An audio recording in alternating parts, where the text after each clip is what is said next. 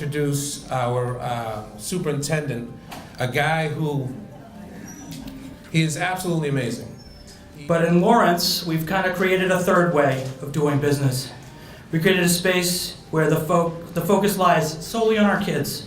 We call our model open architecture, and last year it made us one of, if not the most improved district in Massachusetts. Into the woods, into the woods, into the woods and out of the woods, and happy ever after. I go off to Harvard for mayor's camp, and they said, you gotta take care of the schools, and I show up, and there's all this great MCAS scores going up, and I wish to tell you that I had something to do with it, but like I told a group of Boston businessmen the other day, asked me what's my number one education policy, and I said, stay out of Jeff Riley's way.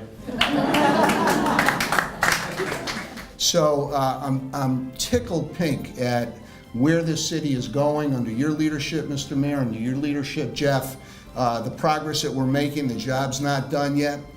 And I'm particularly pleased that we're able to have the United States Secretary of Education, Arne Duncan, with us. I've been in this business quite a few years.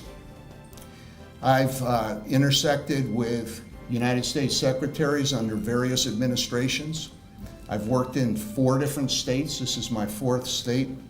And I can tell you unequivocally that I have not seen a Secretary of Education who has the courage, has the focus on doing right by the kids who most need an opportunity to succeed in this world. And Mr. Secretary, I'm so pleased that you could come to a district which 3 or 4 years ago, a lot of folks would have really doubted whether students from these kinds of backgrounds, low income, second language, were really capable of upping their game. And with the help of the educators in this district and the leadership that's been provided, we're getting there. So welcome to Lawrence, Mr. Secretary.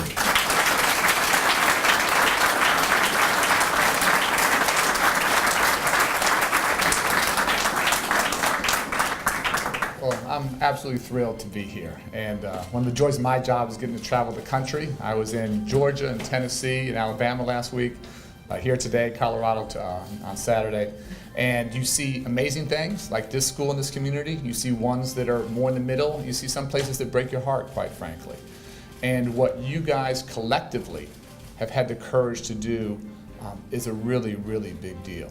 And to the union leader, Frank, I told him that's my college coach's name, Frank McLaughlin, so we bonded already. And the other Frank used to yell at me all the time. Hopefully you won't yell at me as much. I could. But it takes courage to do things differently.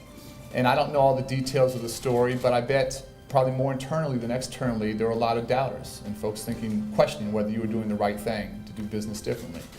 Jeff, for you to take this job on. Not a lot of track record of success before. Probably would have been easier for you to stay where you are.